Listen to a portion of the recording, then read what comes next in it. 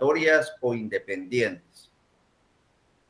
Antes de iniciar con el curso, pues un recordatorio aquí de parte de la universidad es que para que sean válidos los cursos debe de haber cumplido con tu asignación. El límite es hoy, 8 de agosto. Ustedes se tienen que asignar para que les valgan los cursos. En el siguiente recordatorio se les recuerda que a más tardar este domingo 8 de agosto del 2021 deben de completar el proceso de inscripción y asignación de cursos. Para que sus cursos puedan ser formalmente acreditados en el portal académico de la universidad, es indispensable que entreguen en la sede académica a la que pertenecen el formulario de inscripción, asignación del curso F306-2019-01, debidamente lleno y firmado antes de la fecha indicada. Entonces, cualquier pregunta, duda durante la clase, pues estamos con el grupo de WhatsApp y el grupo de Telegram. Si ustedes pudieran añadir el teléfono, no sé quién sea el administrador, 577-862-74, 577-862-74 y 574-521-04. 574-521-04. Entonces, si me hicieran el favor los que son administradores, que son compañeros que me han escrito durante la semana, que no están en ninguno de los dos grupos y tienen dudas a veces durante la clase para poder ser resueltas, me pidieron favor si los pudieran añadir. Entrando ya de lleno a la clase, pues el objetivo es que ustedes como estudiantes del sexto semestre de la carrera de Ciencias Jurídicas y Sociales de la Universidad Rural de Guatemala adquieran los conocimientos necesarios sobre los siguientes temas. Primero, pues las diligencias previas, que es la conciliación, que es el agotamiento de la vía gubernativa, las posiciones, el reconocimiento de documentos, la exhibición de documentos, la exhibición de bienes muebles y semovientes, el reconocimiento judicial y la declaración de testigos. Y hago la salvedad que esto lo vamos a ver como prueba anticipada. Vamos a entrar de lleno en esta clase a diferenciar qué es una prueba anticipada y cuándo se da una prueba normal durante el proceso. Entonces, antes de empezar a leer las diapositivas, es importante recordar que todo proceso civil se inicia con una demanda y cumple una serie de etapas consecutivas que la misión principal es la resolución de un conflicto mediante una sentencia. Dentro de estas etapas normales del proceso tenemos la demanda, tenemos la contestación de la demanda, en la que pueden tomar ciertas actitudes que vamos a entrar de lleno a ver durante las siguientes semanas. Pero es importante recalcar que dentro de estas etapas consecutivas hay un periodo de prueba. El periodo de prueba para el juicio ordinario es de 30 días. Claro que se puede ampliar 10 días más. Y vamos a ver durante este semestre cómo solicitarle al juez la ampliación de esos 10 días más y el plazo que tenemos para pedir esa ampliación. Y hay un periodo extraordinario de 120 días que ustedes también vamos a ir determinando cómo solicitárselo al juez. Recordemos también que el derecho procesal civil y mercantil, su razón de ser es el conocimiento que ustedes tengan del derecho sustantivo. Ya habíamos platicado del derecho civil, del derecho mercantil y del derecho de familia para el curso de procesal civil. Claro que los demás procesales, como el procesal penal, ustedes tienen que tener conocimientos generales muy bien fundamentados de la parte sustantiva del Código Penal y así también el Código de Trabajo. El Código Procesal Civil nos va a enseñar cómo pedir, cómo solicitar esa pretensión, pero esa pretensión es válida en el derecho sustantivo. Recordemos que en el Código Civil hay un montón de artículos que nos están indicando el qué hacer, el qué no hacer, cómo vivir en armonía, pero si esto se sale de nuestras manos, tenemos que acudir al derecho procesal para hacer cumplir esas leyes. Y esto es lo que se refiere al derecho procesal. Entonces, dentro de las etapas del proceso común está el periodo de prueba, que es de 30 días. Ahora bien, la diligencia de prueba anticipada son mecanismos, son actos, son diligencias que se tienen que dar o se pueden dar si el abogado lo solicita. No es obligatorio que se realicen diligencias previas o diligencias preparatorias antes del proceso.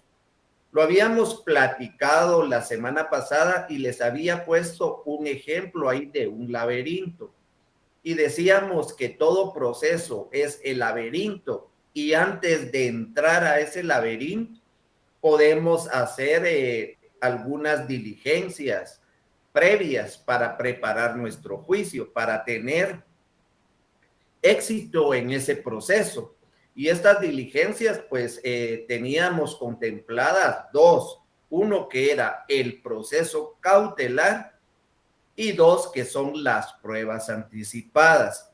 Claro que si el abogado lo necesita, si ustedes no lo necesitan, pues no hacen diligencias previas, no preparan su proceso, sino que de una vez entran a lo que es el proceso en sí, o sea, la demanda.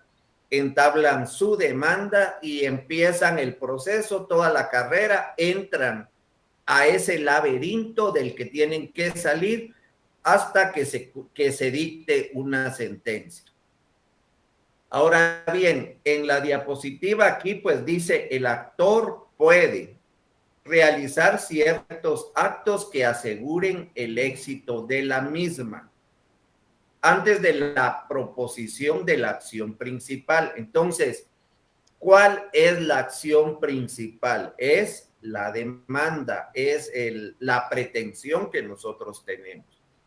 Les voy a colocar siempre el ejemplo de daños y perjuicios, que yo siento que esto es lo más fácil y lo que vamos a entender. La acción principal es el cobro de daños y perjuicios. Yo soy abogado del demandante. La acción principal es el cobro de daños y perjuicios. Pero yo como abogado puedo, dice la ley, auxiliarme de ciertas diligencias previas para preparar el juicio, para que cuando se dicte una sentencia yo tenga ese triunfo. Entonces yo lo que necesito antes de iniciar un proceso es tener las cartas del triunfo en mis manos.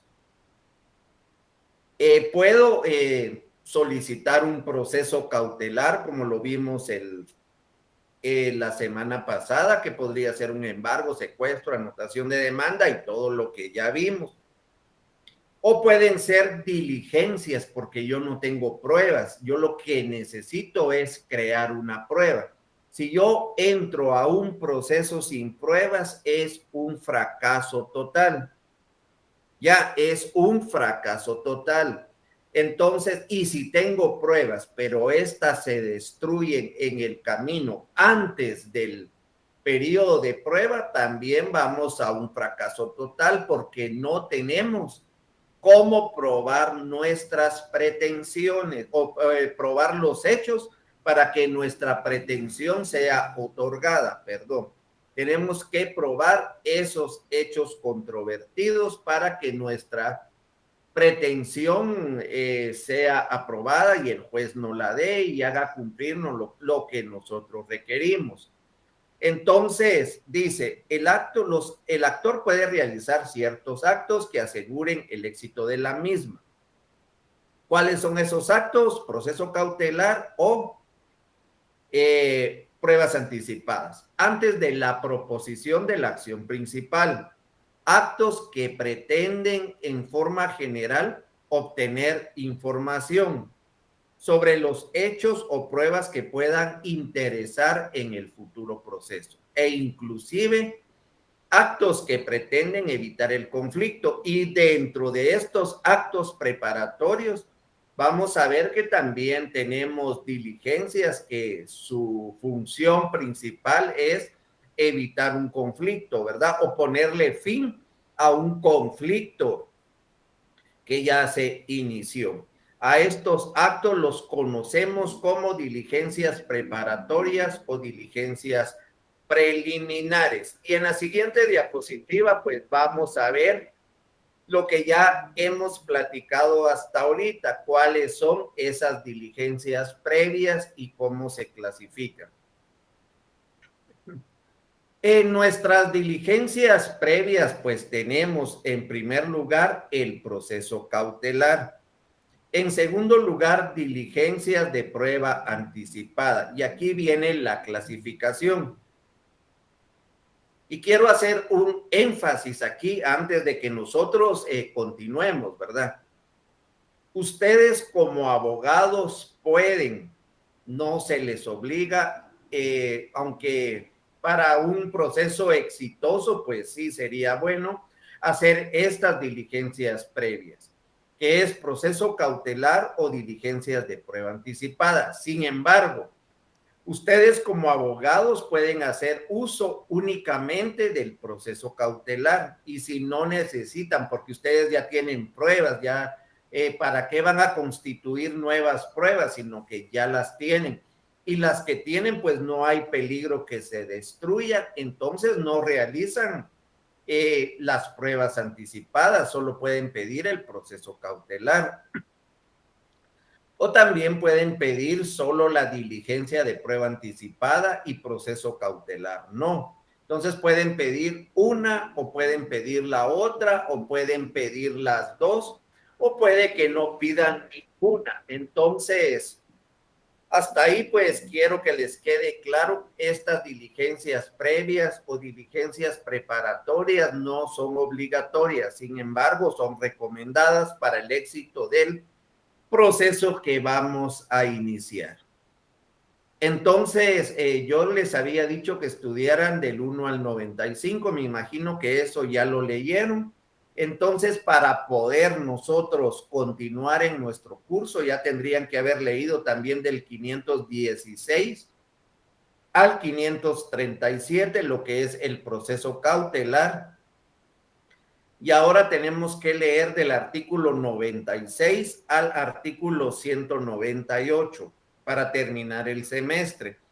Por lo menos para la otra semana quiero que lean del artículo 96 al artículo 127. No son muchos artículos, pero necesito que vayan comprendiendo y de ahí pues vamos a ir entrando a lo que son los medios de prueba en sí, lo que nos mandan los medios de prueba. Regresando a nuestra diapositiva, diligencias de prueba anticipada. Las diligencias de prueba anticipada en nuestro Código Procesal Civil y Mercantil, Decreto Ley 107, que entró en vigencia en julio de 1964, recuerden eso siempre, siempre, tenemos las posiciones que se dividen en declaración jurada y reconocimiento de documentos. Las posiciones pueden versar en declaración jurada y reconocimiento de documentos. Ya vamos a ver en qué consiste cada una. La declaración jurada puede consistir en hechos personales y hechos conducentes. Me preguntaban, no sé qué compañero de qué jornada, si fue de sábado, de domingo o de lunes, que me indicaban, licenciado, y si no se puede individualizar al demandado, pues aquí tenemos la respuesta.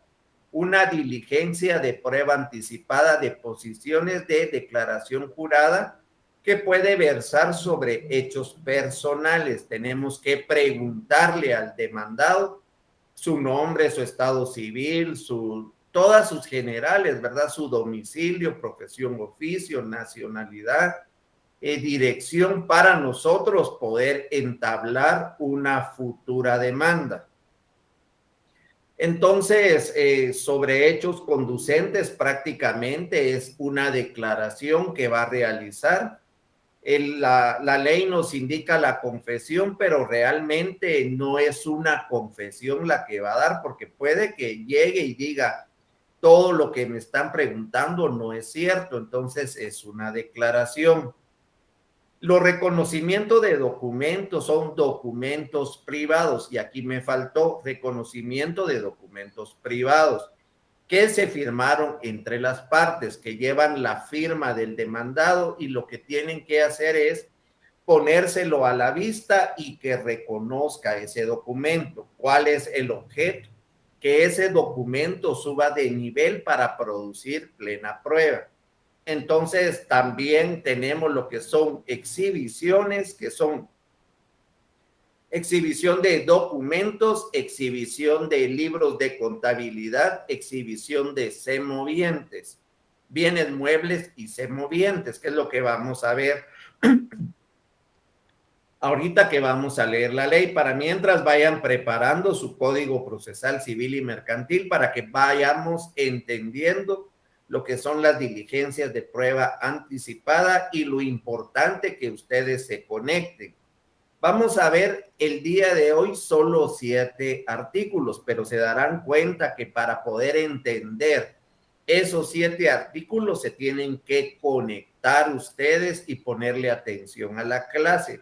Si solo llegan y los leen del 95 al 106, 107, por ahí, es difícil que los entiendan. Tienen que conectarse y es lo que les pido siempre, conéctense, ¿verdad? Si no pueden, sábado, domingo o lunes de 5:30 a 7 de la noche. Tenemos el reconocimiento judicial y la declaración de testigos, e incluso pueden descargar cualquiera de las clases el día martes, la clase en vivo, y ustedes se pueden dar cuenta que a veces varía de la clase de sábado a domingo a lunes, le va a uno algo o agrega cierto contenido, entonces es importante que ustedes estén conectados.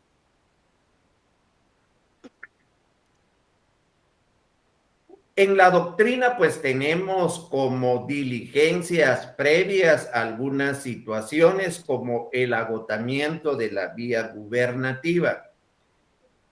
También tenemos lo que es la conciliación y tenemos lo que es la consignación. Estos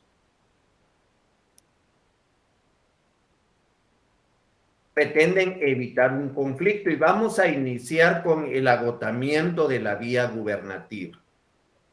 Es otra diligencia previa de algunos sistemas. Se refiere a reclamos en contra del Estado o contra sus instituciones. Característica esencial, aquí me faltó la L, en el proceso administrativo, ya que antes de acudir a lo contencioso administrativo o a un económico coactivo debe plantearse una discusión, debe de agotarse todos los recursos administrativos entre los órganos administrativos competentes. Un ejemplo, pues las liquidaciones de impuestos practicadas por las oficinas fiscales. Y es importante mencionar, yo no sé si ustedes ya llevaron el curso de procesal administrativo, y si no, pues les voy a dar un pequeño ejemplo, ¿verdad? El proceso administrativo, cuando estudiamos derecho administrativo, nos vamos a dar cuenta que en la ley de lo contencioso administrativo existen 2 recursos. Estos recursos no tienen nada que ver con los medios de impugnación civil, aunque su nombre prácticamente es el mismo. Tenemos el recurso de reposición y tenemos el recurso de de revocatoria, perdón.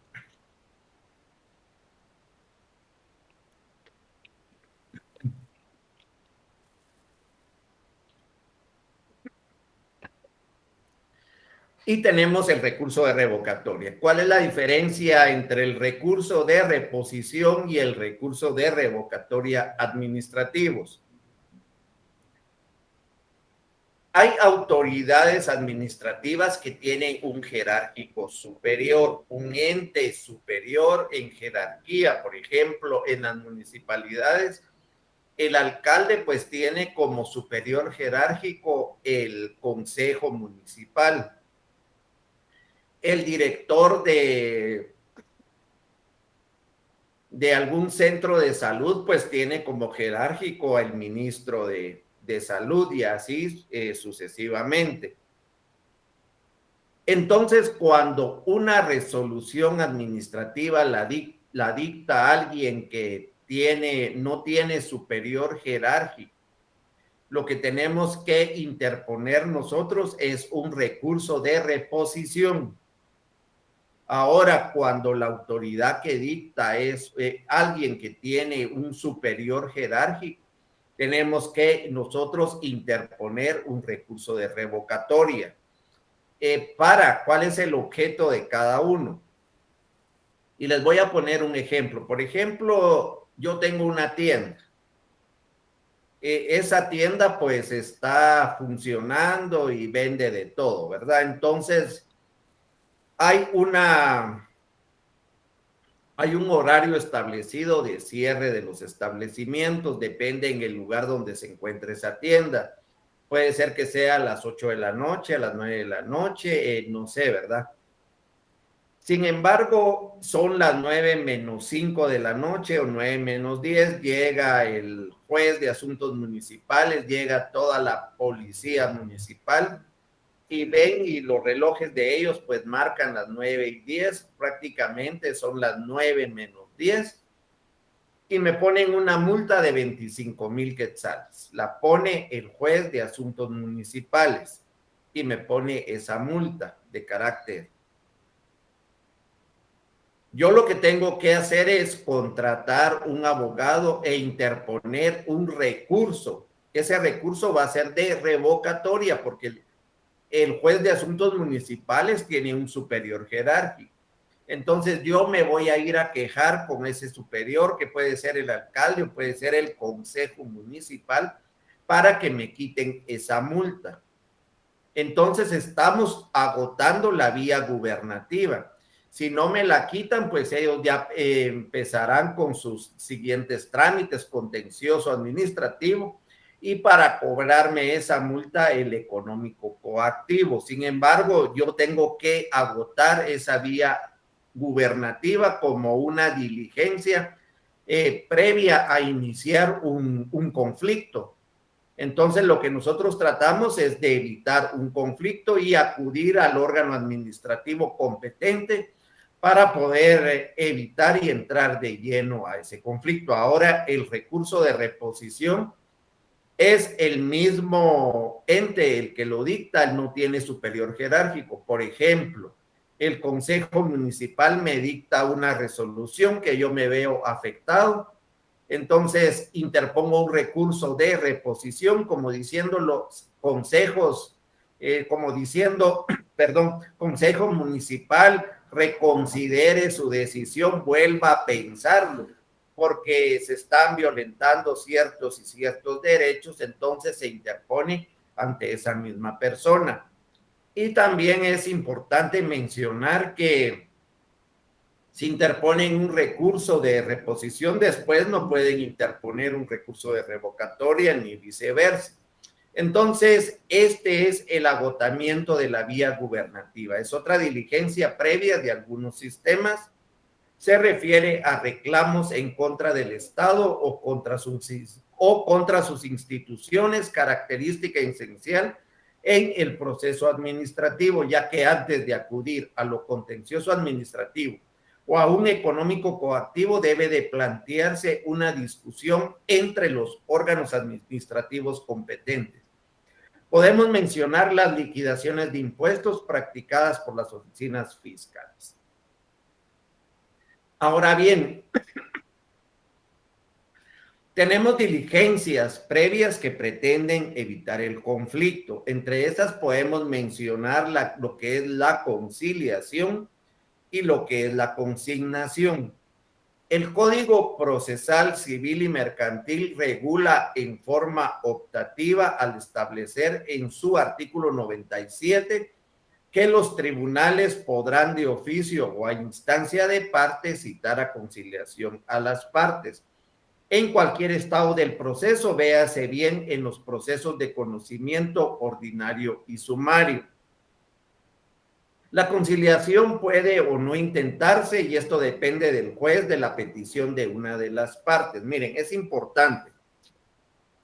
Vámonos al artículo, hoy sí a todos con su Código Procesal Civil y Mercantil.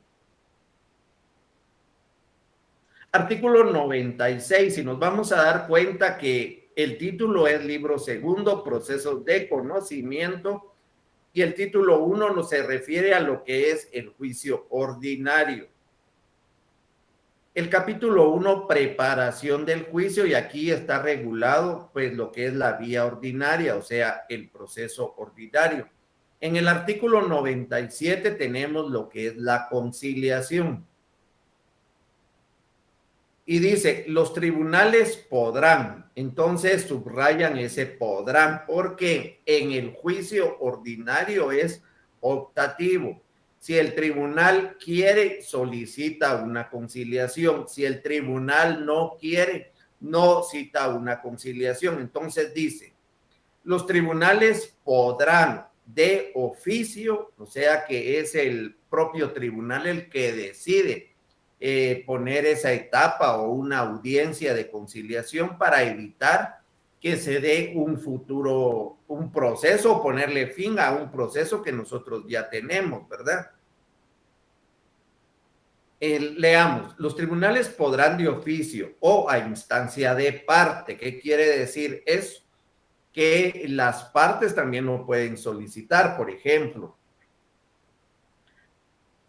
Pago de daños y perjuicios. Otra vez retomamos el ejemplo. Yo sé que esa persona tal vez no tiene para pagar, pero yo quiero conciliar que me dé cierta cantidad y que ahí termine el proceso, o ni siquiera voy a iniciar ese proceso. Entonces yo le puedo pedir al órgano jurisdiccional que cite a una audiencia de conciliación. El órgano jurisdiccional pues la va a ponerle día, lugar y dónde se va a realizar. Claro que es en el juzgado para que nosotros lleguemos a un acuerdo. Si es el demandado, pues está siendo demandado, sin embargo, yo no tengo todo ese dinero, pero le puedo dar un bien mueble, un bien inmueble para que el demandante cobre sus daños y perjuicios. Entonces, solicito una audiencia de conciliación y el juez pues programa esa audiencia y ahí evitamos un conflicto y si ya había iniciado un proceso, pues terminar ese proceso. Hay varias formas de conciliar. Tenemos una conciliación extrajudicial que se puede hacer mediante un contrato de transacción. Ustedes ya vieron los contratos cuando vieron derecho de obligaciones y los contratos en el último civil 4, y ahí pues se dieron cuenta del contrato de transacción.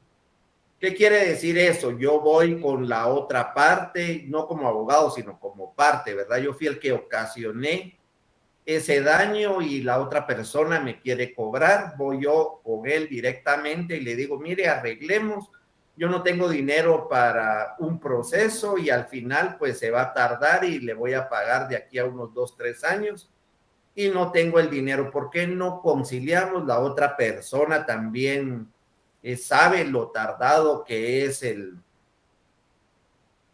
las actividades jurisdiccionales y nos dice, bueno, pongámonos de acuerdo, pues conciliemos.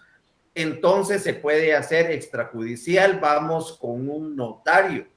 Y aquí estamos hablando de notario, no de abogado, estamos hablando con un notario y le decimos, licenciado, miren, nosotros queremos ponerle fin a un proceso o no queremos iniciar un proceso. Hace una escritura de transacción y esa escritura de transacción es prácticamente una conciliación hecha en un contrato, en una escritura pública, y esto pues lo podemos utilizar como una excepción, porque a la hora de salir de la oficina del licenciado, puede que una de las partes se haya arrepentido y diga, bueno, yo de todas maneras voy a demandar. Cuando miremos las excepciones, nos vamos a dar cuenta que esta persona tiene en sus manos ese documento, lo presenta y dice, mire, ¿por qué me va a demandar si nosotros ya conciliamos? El juez da con lugar esa excepción y ahí termina el proceso. Otra forma que se puede conciliar también es en el tribunal. Ahí también va a ser por escrito y se va a levantar un acta, solo que la van a levantar en el tribunal, ya sea el secretario del tribunal, se firma todos y salimos con un acta de conciliación. Es importante mencionar, y lo vuelvo a recalcar, que en el proceso ordinario dice las partes podrán.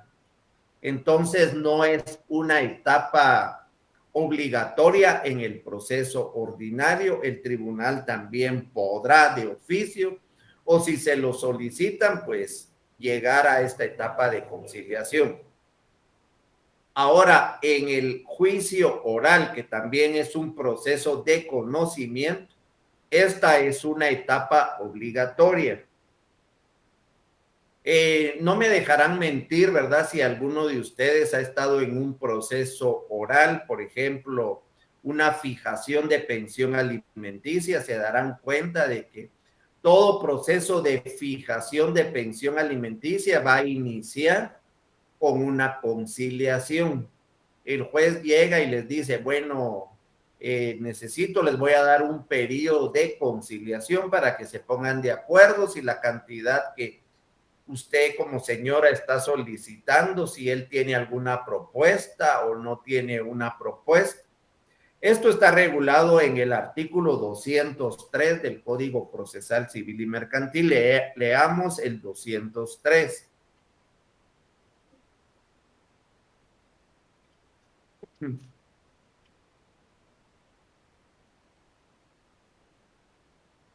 Conciliación. En la primera audiencia, al iniciarse la diligencia, el juez procurará avenir a las partes. Aquí el juez procurará avenir a las partes, no dice podrán o que tiene que procurar. Bueno, estamos en etapa de conciliación, ¿usted qué propone? ¿Usted acepta? No, piénselo bien, vuélvalo, haga una contrapropuesta. Entonces el juez procurará a venir a las partes proponiéndoles fórmulas ecuánimes de conciliación, quiere decir recíprocas, ¿verdad? Ventajas para uno, ventajas para el otro, desventajas para uno, desventajas para otro. No se puede ir imparcial hacia una persona o, perdón, parcial a una persona o parcial a la otra parte, porque es conciliación, a venir a las partes proponiéndole fórmulas ecuánimes de conciliación y aprobará cualquier forma de arreglo en que convinieren siempre que no contraría las leyes. Por ejemplo, no puede la señora decir yo renuncio a la pensión alimenticia de mis hijos porque ella no puede renunciar a la pensión, puede renunciar a la de ella si está divorciada o se está divorciando, pero no puede renunciar a la de los hijos. Si la conciliación fuere parcial, el juicio continuará en contra de las posiciones no comprendidas en el acuerdo. La diapositiva nos indica, cosa distinta sucede en el proceso oral, en cual la conciliación es una etapa obligatoria de dicho juicio.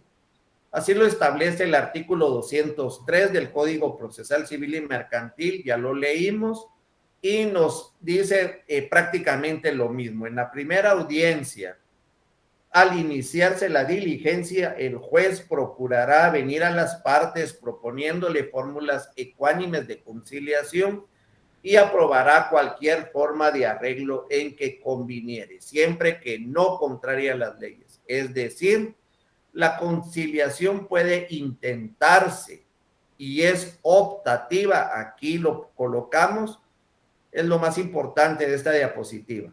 La conciliación judicial puede intentarse y es optativa en procesos de conocimiento como ordinario y como el sumario. Recordemos, clasificación de los procesos de conocimiento, ordinario, sumario y oral. Y debe intentarse y obligatoria en el juicio oral. ¿En qué proceso es obligatoria la conciliación? En el proceso oral. ¿En cuáles son optativas? En el ordinario y en el sumario. Los tres son procesos de conocimiento. Continuemos. La consignación. El Código Civil la regula como una forma de cumplir con la obligación y que consiste en efectuar el pago en los supuestos en que el Código regula. Mediante el depósito de lo que debe ante el juez, el Código Procesal Civil y Mercantil regula este instituto de los artículos 568 al 571, considerando que también es una forma de evitar la controversia, porque si alguien me debe y yo pues no da conmigo, me lo puede pagar por medio del tribunal, es como que se lo pagara a él mismo, está pagando, no va a caer en mora, puesto que muchas de ellas surgen por el incumplimiento de las obligaciones por parte del deudor, quien efectivamente puede liberarse de ellas mediante su cumplimiento. Este acto puede efectuarse mediante la consignación de la cosa que se debe. Les voy a poner un ejemplo antes de que vayamos a leer los artículos del Código Civil en lo que van a traer su Código Civil. Miren pues.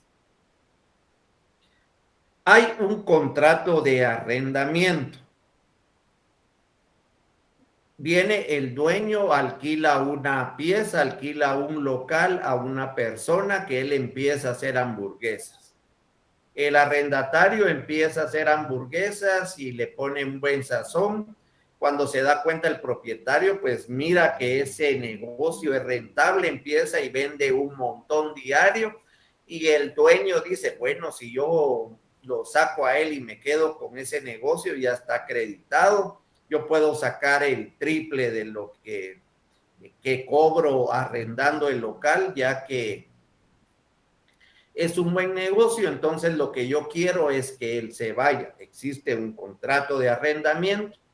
En el contrato de arrendamiento, entre las causales de desocupación está que el arrendatario con 2 meses que deje de pagar, pues se puede solicitar que salga del bien inmueble. Sin embargo, él es una persona cumplida que paga y que paga. Y viene el dueño del local y dice, bueno, ¿cómo hacer para que él caiga en una causal que no me pague? Me voy a esconder y que él no me pague. O no le voy a recibir el dinero y que él no me pague para hacerlo caer en esa causal. Entonces, lo que tiene que hacer esta persona es hacer el pago ante el tribunal. Este pago se llama pago por consignación, está regulado en el Código Civil. En el Código Procesal Civil y Mercantil, en estos artículos 568 al 571, como lo vimos, el Código Procesal nos indica la forma como hacer el pago por consignación, pero la institución de qué es el pago por consignación está en una ley sustantiva que es el Código Civil. Leamos. Busquemos el pago por consignación en los artículos. Está en el cumplimiento de las obligaciones. Vamos a ver si me recuerdo del artículo.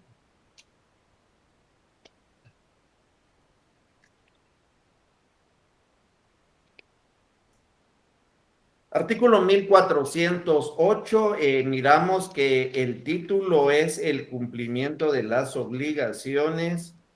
Está en el artículo 1380, tenemos el cumplimiento de las obligaciones, el pago en el párrafo 1 y el pago por consignación en el 1408 o párrafo 2.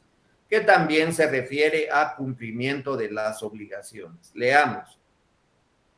Artículo 1408. Se paga por consignación depositando la suma o cosa que se debe ante juez competente. Ahí estamos bien. Artículo 1409. La consignación procede cuando el acreedor se negare a recibir la cantidad o cosa que se le debe. Les puse el ejemplo del arrendamiento, el arrendante, el dueño o el propietario no quiere que se le pague y no quiere recibir ese dinero. También se puede dar en una compraventa, ¿verdad? Que hayan realizado y después se arrepintió y llegan a una discusión, la persona quiere pagar si es por abonos, el último abono, la otra persona no le recibe el dinero, puede hacer el pago por consignación para no caer en mora y que no se dé el incumplimiento, perdón.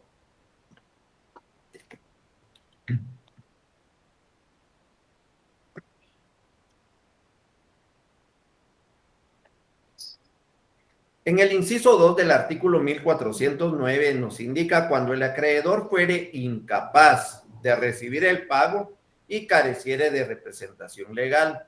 Cuando realizó el contrato, pues era una persona capaz, sin embargo, sufrió algún accidente, fue declarado en estado de interdicción y ya no es capaz de recibir el pago. Sin embargo, yo no quiero dejar de cumplir, puedo iniciarlo y no hay representación legal, todavía no hay quien nos represente, no hay un tutor.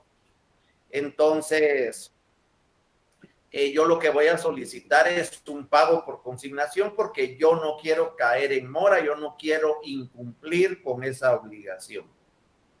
3. Cuando el acreedor no se encuentre en el lugar en que debe de hacerse el pago y no tuviera en dicho lugar apoderado o conocido. Entonces, el dueño de repente salió de viaje, no nos avisó. Cuando llega fin de mes, yo quiero pagar, no encuentro al señor. Entonces, lo que yo no quiero es caer en incumplimiento. Puedo realizar ese pago por consignación. 4. Cuando fuere dudoso el derecho del acreedor y concurrieren otras personas a exigir el pago, o cuando el acreedor fuere desconocido. Mire, eso se puede dar, por ejemplo, yo le debo a Juan Pérez, le debo la renta o le debo un préstamo, le estoy pagando y le estoy pagando mes con mes, soy muy buena paga y le pago y le sigo pagando. Juan Pérez sufre un accidente, fallece, y no dejó testamento, entonces están los hijos, tenía 4 hijos, llega el primer hijo y me dice, mire, a mí me tiene que pagar porque yo soy el hijo de Juan Pérez. El otro día llega María y me dice, no, no es a mi hermano, sino que mi papá en vida y de palabra me dijo que yo era la que tenía que cobrarle a usted. Y quiere que yo le pague y viene el tercer hijo con lo mismo, el cuarto hijo con lo mismo. Yo me siento confundido, no sé a quién pagarle. Entonces lo que debo de hacer es un pago por consignación al tribunal, mientras que ellos arreglan sus papeles, ellos van arreglando todo lo que es el intestado para poder ver quién realmente tiene el derecho y en lo que eso sucede, pues yo sigo pagando al tribunal, al juzgado, mediante pago por consignación.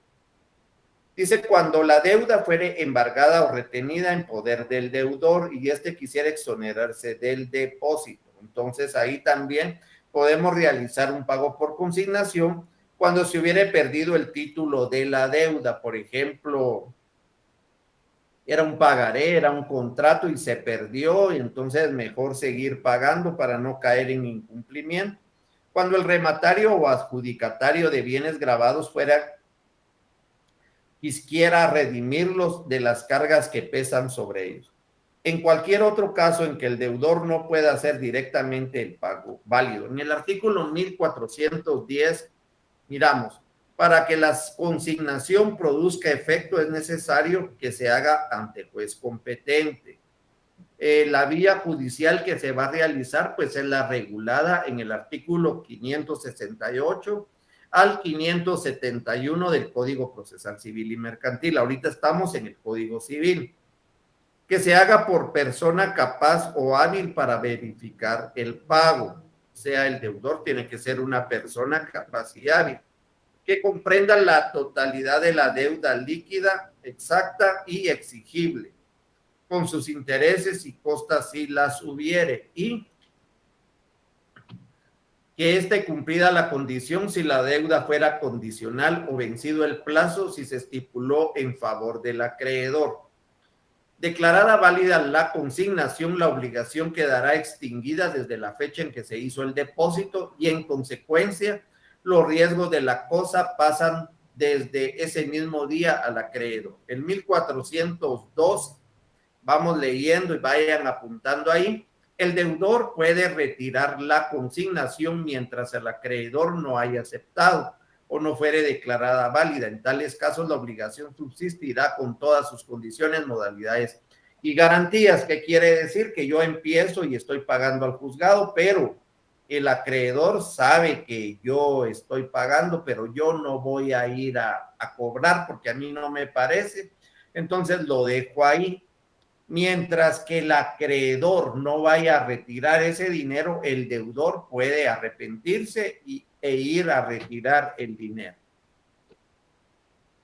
Declarada válida la consignación en el artículo 1413, el deudor solo puede retirarla con el consentimiento expreso del acreedor y en tal caso cesan las responsabilidades de los codeudores, fiadores y demás garantes de la obligación. 1414. Si lo debido es cosa cierta y determinada que debe entregarse en el lugar en que se encuentra el deudor, al ofrecer el pago requerirá al acreedor para que la reciba, y si éste no la recibiere, podrá el deudor pedir al juez que lo ponga en depósito. 1415. Si se trata de un inmueble o de una cosa destinada a permanecer en el lugar, puede el deudor, después de requerir al acreedor para que la reciba y entre en posesión, obtener el juez el nombramiento de un interventor si el acreedor se opusiera a recibirla. En los casos de este artículo y del anterior, una vez formalizado el depósito o la intervención a cargo de un tercero, el deudor quedará libre de responsabilidad. Esto es el pago por consignación. Ahora leamos cómo lo debemos de realizar. Artículo 568. Consignación, trámite. Cuando procede el pago por consignación según la ley, el juez mandará extender recibo de la cosa consignada y ordenará inmediatamente su depósito en la Tesorería de Fondos de Justicia o en el Banco de Guatemala, sus sucursales o agencias según el caso. La petición, y subrayan eso de otro color, la petición se tramitará en forma de incidente. Ya habíamos visto cuál es el incidente, cuál es el trámite del incidente, recordemos. Es el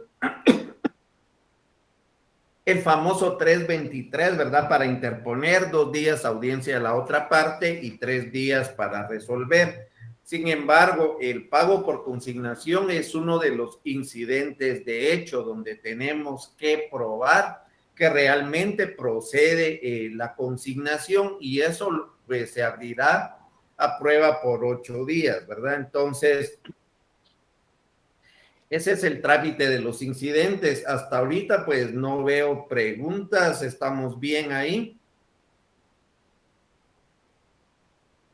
Ni por Telegram ni por WhatsApp, entonces hasta ahorita vamos bien, me imagino. El artículo 569, aprobación. Para que la consignación sea aprobada y surta sus efectos, es necesario que concurran todos los requisitos para que el pago sea válido. En cuanto a las personas, objeto, lugar, modo y tiempo, requisitos para la consignación válida. Si se declara bien hecho el pago, se ordenará en el mismo auto, recordemos las resoluciones, la cancelación de las garantías y gravámenes, librándose los despachos que fueren necesarios. a los correspondientes registros. En caso contrario, se mandará devolver al deudor la cosa depositada. Artículo 570, gastos y costas. Si el acreedor impugnare la consignación y fuere vencido en la posición que se hiciere, los gastos del depósito y las costas judiciales serán a su cargo, serán a cargo del deudor si retirase el depósito o si la consignación se declara improcedente. Ausencia del acreedor. Si el acreedor se hallare fuera del lugar en que debe hacerse el pago y no tuviera legítimo representante, se recibirá información de estos extremos y con citación del defensor que se le nombre, aprobará el juez la consignación si procediere, reservándose la entrega de la cosa cuando se apersone el acreedor o representante. Entonces, tenemos dentro de las diligencias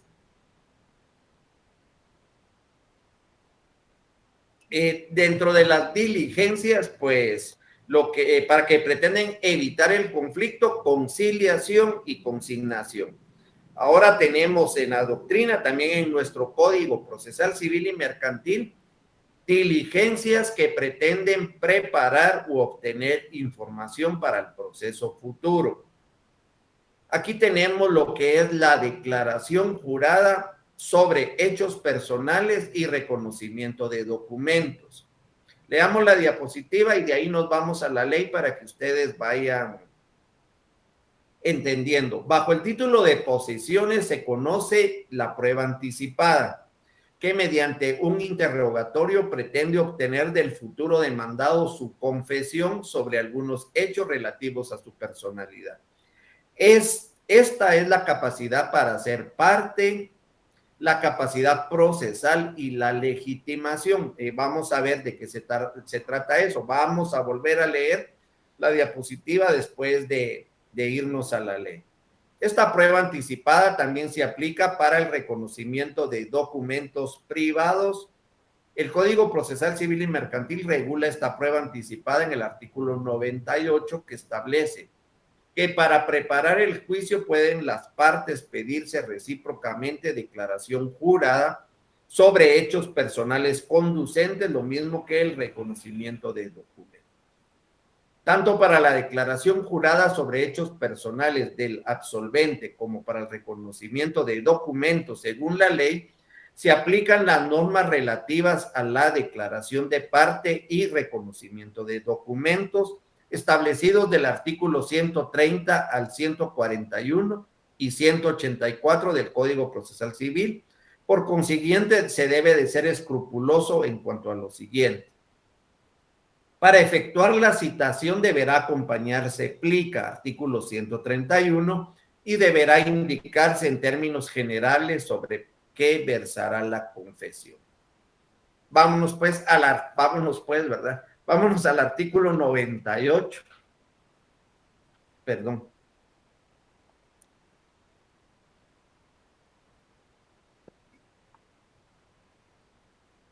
Artículo 98, pruebas anticipadas. Recordemos, diligencias previas de prueba anticipada. Dice, posiciones para preparar el juicio, o sea, antes del juicio, pueden las partes pedirse recíprocamente, o sea, que puede pedir el que piensa que va a ser demandado o el que va a interponer una demanda. Aquí todavía no son partes. Declaración jurada sobre hechos personales conducentes, lo mismo que reconocimiento de documentos privados. A esta diligencia le serán aplicables las normas relativas a la declaración de las partes. Miren pues. Artículo 128, vámonos al 128.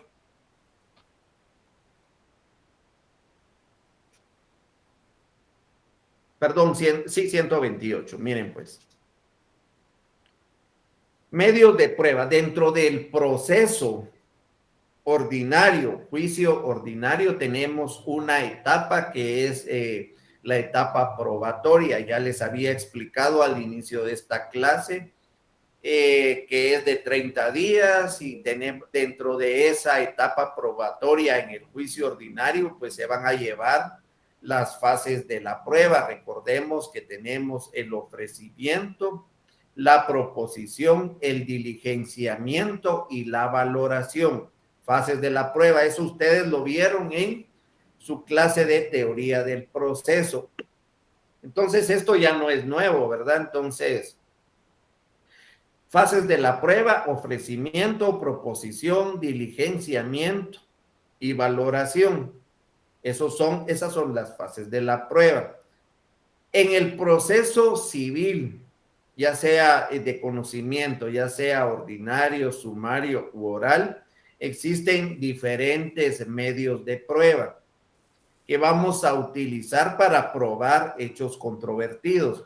Esos están regulados en el artículo 128 del Código Procesal Civil y Mercantil, que nos indica, son medios de prueba. Uno, declaración de las partes.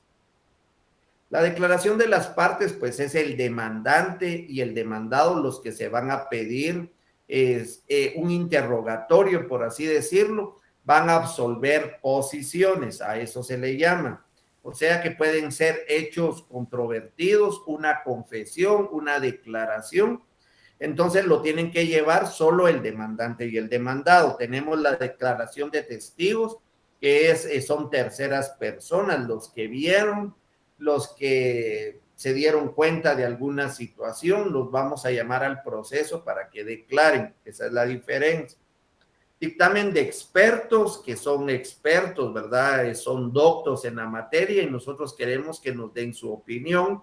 Reconocimiento judicial o de observación, va el juez al lugar. Por ejemplo, si es un proceso de división de la cosa común donde se tiene que establecer que permite cómoda división, pues el juez tiene que llegar y con sus sentidos darse cuenta que sí permite. Si es un proceso de constitución de servidumbre y el predio que está demandando no tiene salida, pues solicita la prueba de reconocimiento judicial y el juez acude, se dará cuenta que en verdad no tiene salida.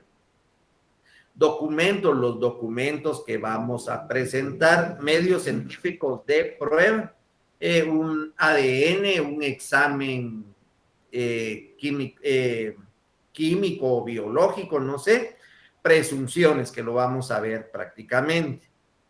Esto se tiene que dar de acuerdo al ofrecimiento es en la demanda y se van a llevar a cabo en el periodo de 30 días. Sin embargo, cuando hablamos de pruebas anticipadas, y quiero recalcar en esto, es antes de iniciar un proceso o antes de llegar al periodo de prueba. Entonces empezamos con la del artículo 98 bajo el título de posiciones y nos menciona lo que es la declaración jurada. Sin embargo, nos dice que se va a llevar a cabo mediante las reglas de la declaración de las partes.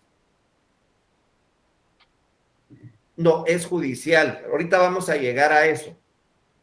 Mire, empezamos con declaración jurada. La declaración jurada, pues, si leemos algunos libros de procesal civil y mercantil, pues nos mandan a la historia que se llevó en Roma mediante un interrogatorio que se realizaban y era prácticamente donde tenían que llegar las partes, ¿verdad? No eran testigos, sino que son las partes.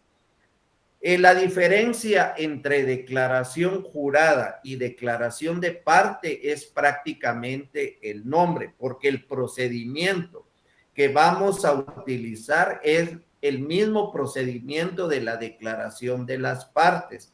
Entonces, ustedes tienen que leer del artículo 130, vamos a hacer un pequeño resumen aquí, al artículo 141. Aquí está, no lo había visto.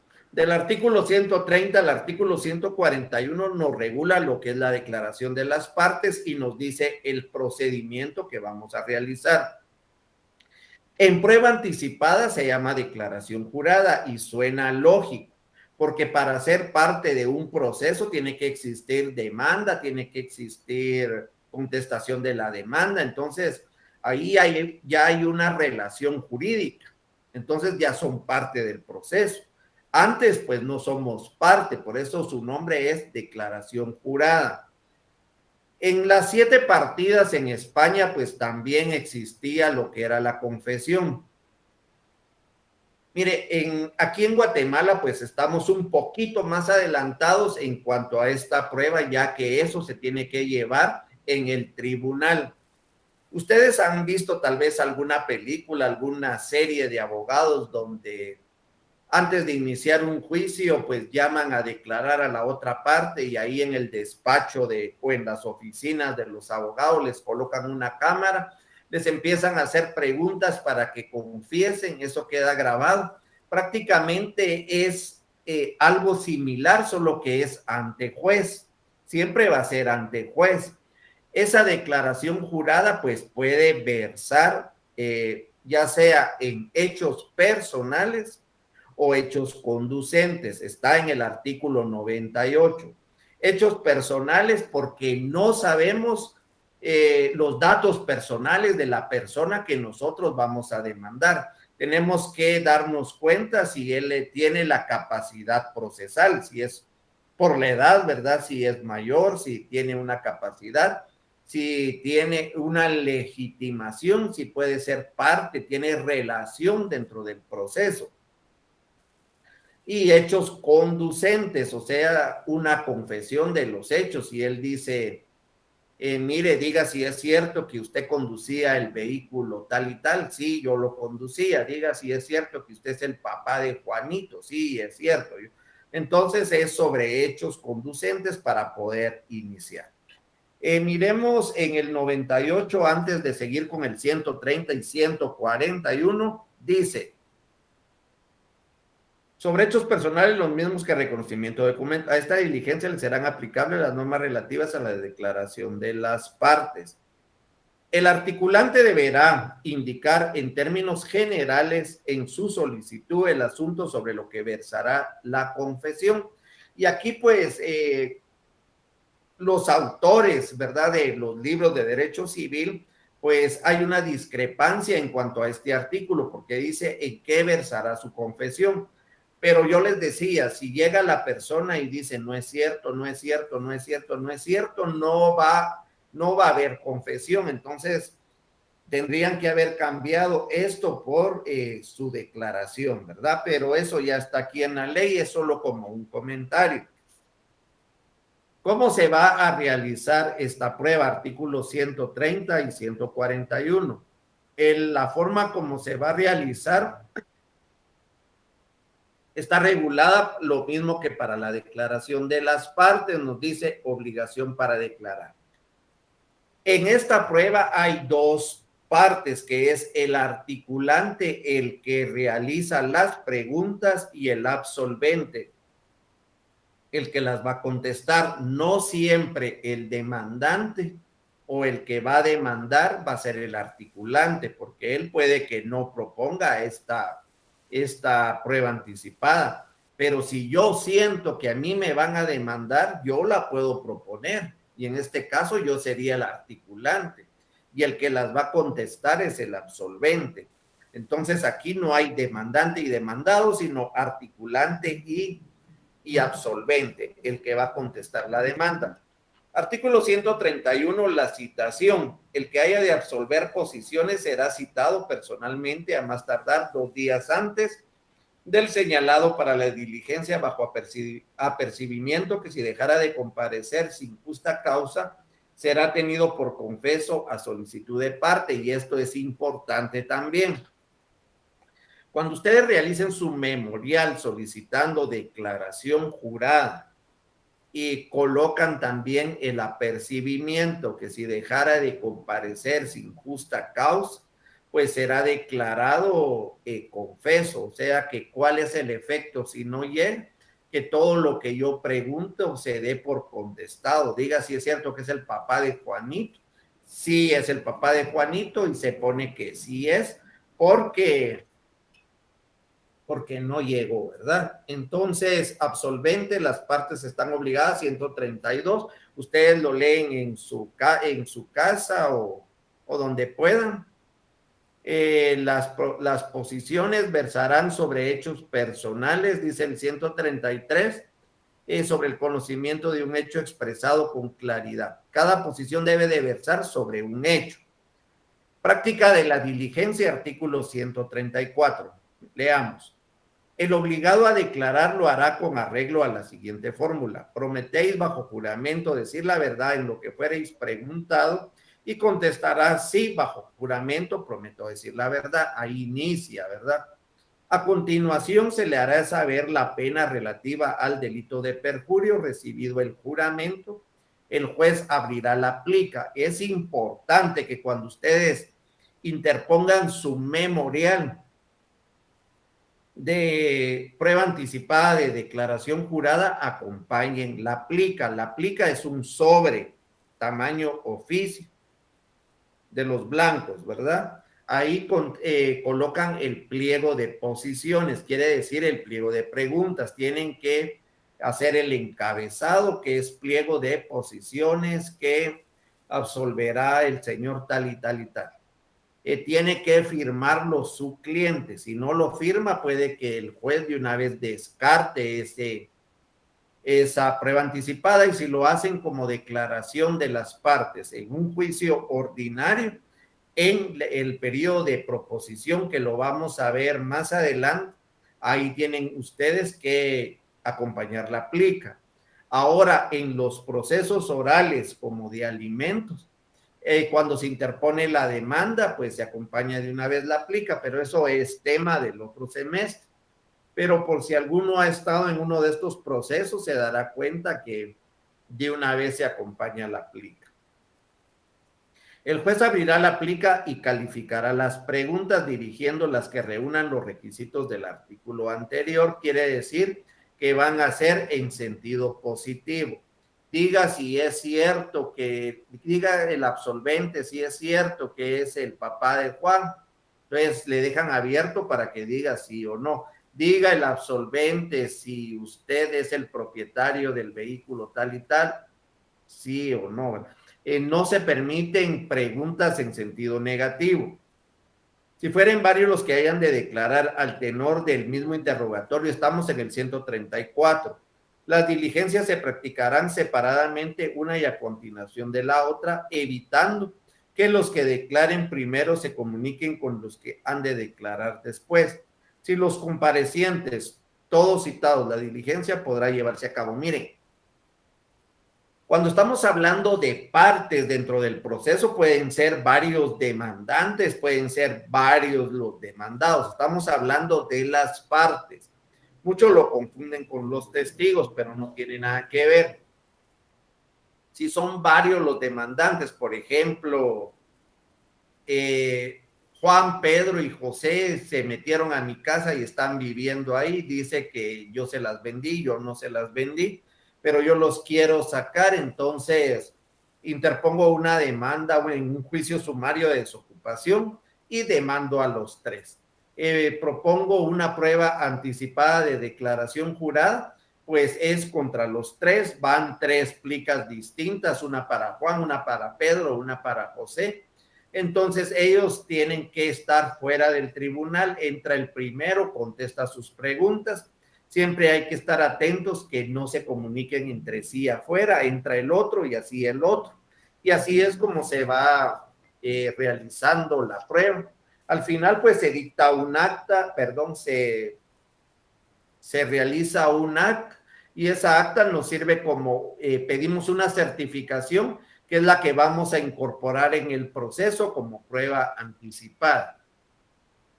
Forma de la respuesta, 135. Las contestaciones deberán ser afirmativas y no negativas, en las que podrá agregar las explicaciones que estime convenientes.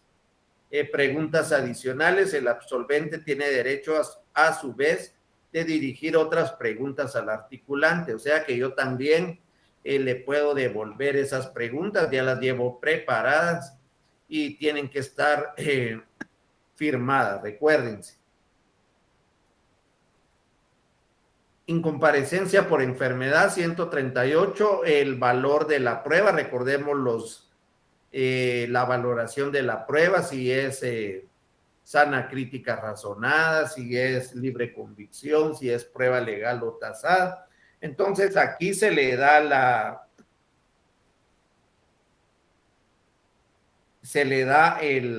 lo de prueba legal, ¿verdad? Porque es la parte en la que puede confesar. Miremos si hay alguna pregunta hasta ahorita. Buenas tardes, la declaración jurada se hace judicial o extrajudicial, es judicial. En los documentos, ¿qué es lo que se puede apelar? Yo vi el juez muy buena. No entiendo su pregunta. En el documento, ¿es lo que se puede apelar? No entiendo la pregunta, pero continuemos porque en estas pruebas anticipadas lo que se puede apelar únicamente es la resolución del juez de no admitir esa prueba. Cuando miremos la prueba de documentos, pues miramos que tenemos 10 días para poder impugnar cualquier otro documento. Entonces no sé si se refiera a que eso sea lo que está preguntando. Entonces, continuamos. En el artículo 98, miren, ya vamos a terminar la clase y no hemos avanzado, es lo que yo les digo, que se tienen que conectar para poder entender 6 artículos que vamos a estudiar hoy. Dice, lo mismo que reconocimiento de documentos privados, y cambiemos. La persona que necesite preparar una acción o rendir una prueba podrá pedir la exhibición de libros de contabilidad. No, todavía no estamos aquí todavía. Tanto para la declaración jurada sobre hechos personales, el 130, 141, aquí estamos. El artículo 184 es lo concerniente o lo que tenemos que ver para la prueba de documentos. Miremos el artículo 184. Nos dice, reconocimiento de documentos. La parte que desea aportar un documento privado al proceso podrá, si lo creyere conveniente o en los casos en que la ley lo establezca, pedir su reconocimiento por el autor o por sus sucesores. Si el documento fuera suscrito por apoderado o representante legal, se podrá citar indistintamente al representante o representado. El reconocimiento de documentos también puede hacerse por medio de apoderado con facultad especial. Tenemos que ver el artículo 190 de la ley del organismo judicial, que son las facultades de los mandatarios.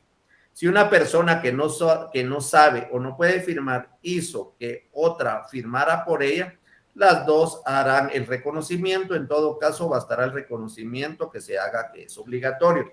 El objetivo principal del reconocimiento de documentos privados es elevar el nivel de ese documento para que pruebe en juicio. Si nosotros nos vamos al artículo 327 del Código Procesal Civil y Mercantil, vámonos al 327. Nos indica, miremos. Dice, título ejecutivo, procedencia del juicio ejecutivo, procede, inciso 2, la confesión del deudor prestada judicialmente, así como la confesión ficta, o sea, frente a juez, cuando hubiere principio de prueba por escrito. 3, documentos privados suscritos por el obligado o por su representante y reconocidos o que se tengan por reconocidos ante juez competente, de acuerdo al 98 y 184. Llega un pagaré, va firmado por mí. Y como prueba anticipada, pues quieren que yo reconozca ese documento, que sí realmente es mi firma. Una de los objetos de las pruebas anticipadas es de que podemos iniciar un proceso de ejecución. Si yo reconozco ese documento, pues nos diría el juez, bueno, lo reconoció, de una vez lo vamos a cobrar y vamos a iniciar con lo que es un proceso de conocimiento. Vamos a ver preguntas en los documentos, ¿en qué se puede? Yo vi, Silic, muchas gracias, excelente su clase, bendiciones, gracias. Continuemos. Entonces, este es el objeto, ¿verdad? Subir el nivel. Un pagaré pues va reconocido ya por mí, pues pasa a ser de un título normal a un título ejecutivo donde se pueda cobrar. En el artículo 327 nos dice qué documentos tienen fuerza ejecutiva. En el inciso 2 de ese artículo nos menciona la confesión ficta. Por ejemplo, si yo en la declaración jurada en anticipo de pruebas digo que sí es cierto que le debo y todo, ¿para qué vamos a entrar a un proceso de conocimiento?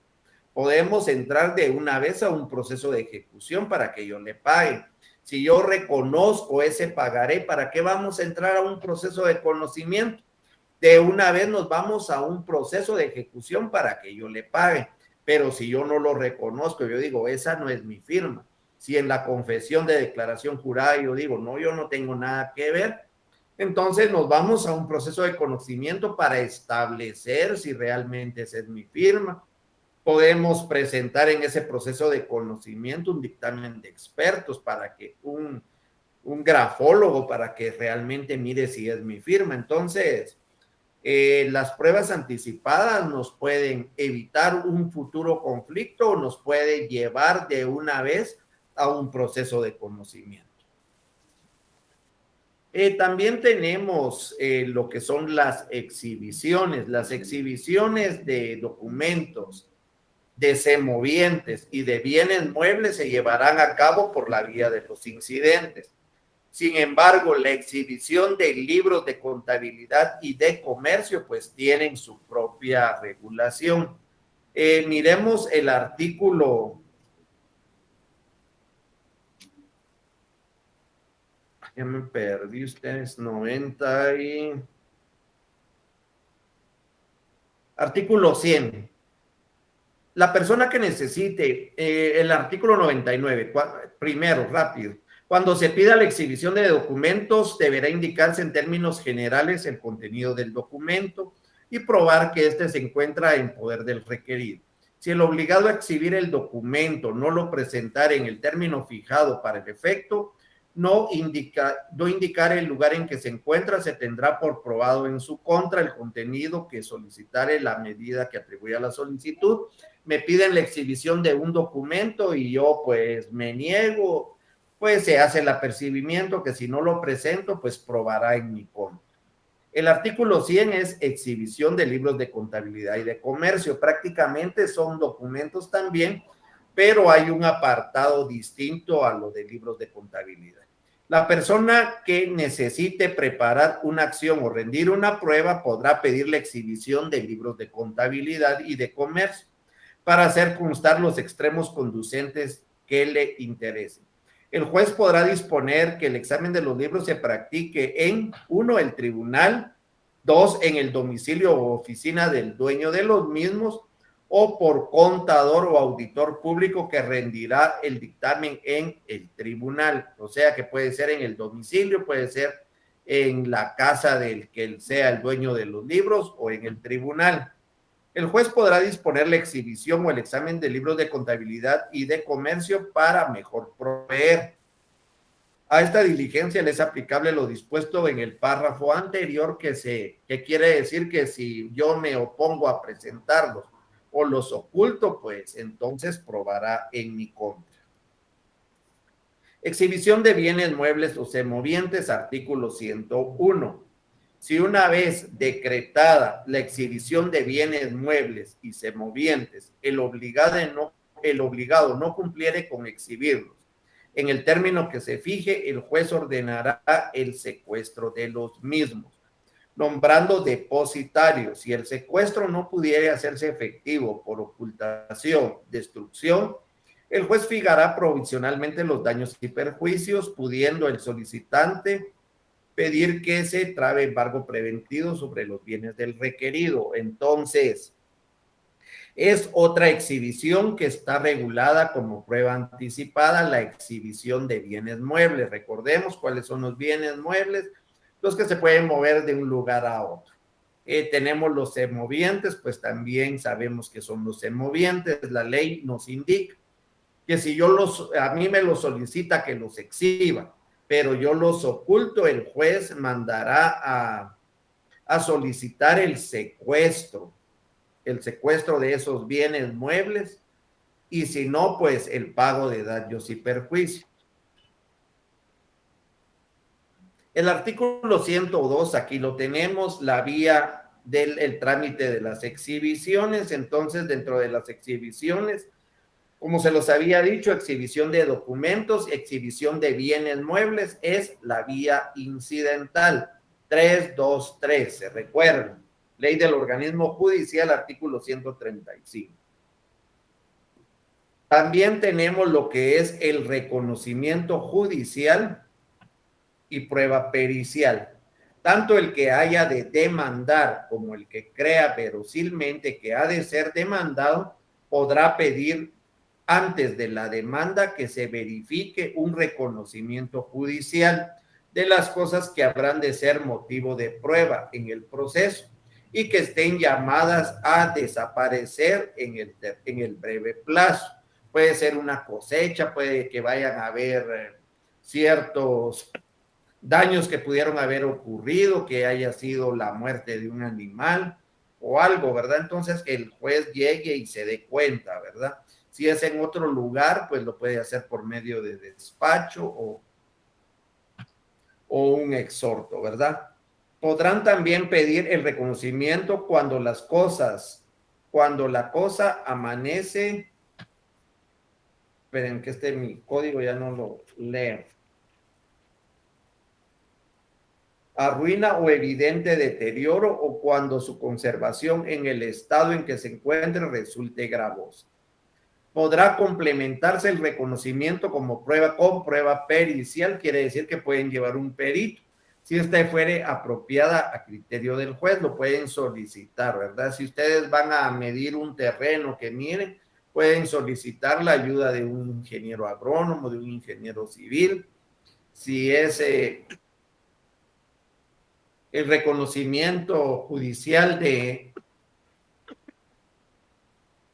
ciertas cosechas, un ingeniero agrónomo o algo, ¿verdad? Entonces lo pueden solicitar y si el juez lo cree conveniente, pues se los va a otorgar.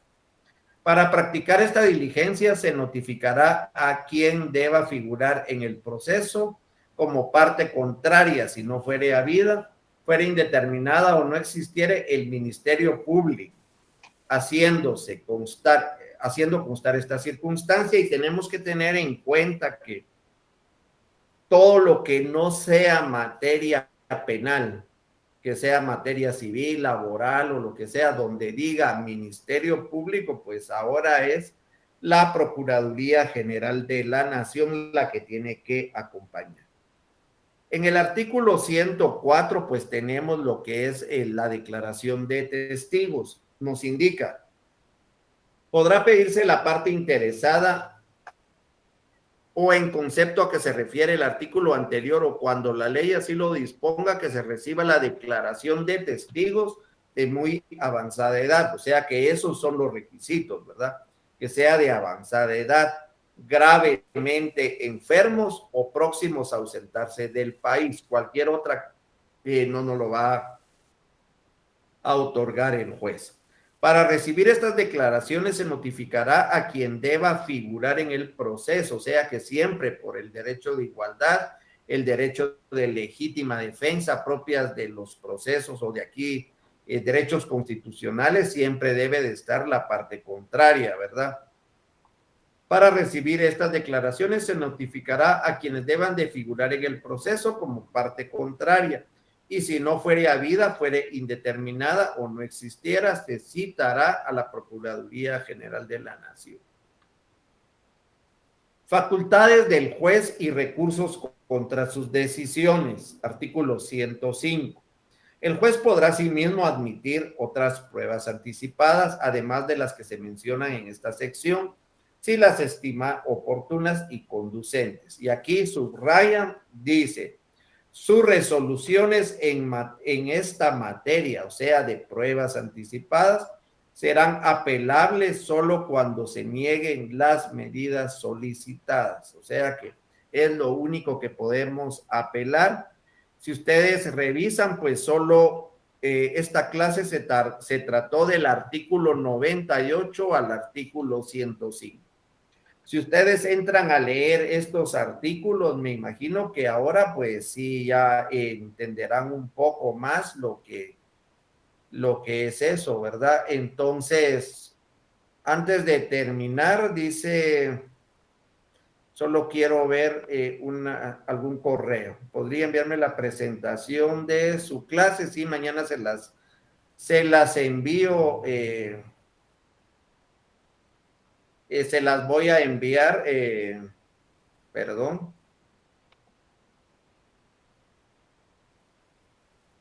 Solo quiero ver una.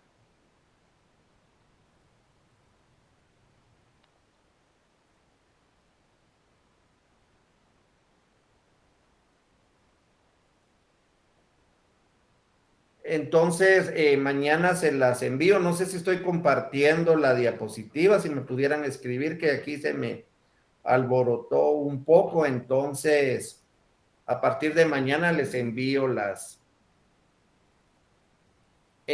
diapositivas. ¿Qué nombre recibe la vía que se tiene que agotar mediante la discusión de los órganos administrativos correspondientes? ¿Cuántos días antes debe de ser citada la persona para absolver posiciones? Eso está en la ley, son 5 o 6 artículos los que tienen que leer. Si no, pues se van a las diapositivas y si no, pues la clase, ¿verdad? ¿En qué clase de procesos es obligatoria la etapa de conciliación? Cuando se habla de pruebas anticipadas, que es lo único que se puede apelar, lo acabamos de ver, y cuando no es habida la parte contraria para presentarse en el diligenciamiento de declaración de testigos en prueba anticipada, que deban acudir a la misma. Antes de dar por terminada la clase, vamos a ver si hay algunas preguntas. Sí se ve, gracias, sí se ven las diapositivas, sí se ven. Entonces, por este medio les mando las diapositivas, ya sea por esta o por el grupo de Telegram también. Entonces, muchas gracias por su atención. Que tengan una excelente semana. Cualquier duda, pues estoy para servirles y recuerden que hoy es el último día para asignarse cursos. Espero que cumplan con todas esas disposiciones. Muchas gracias por su atención.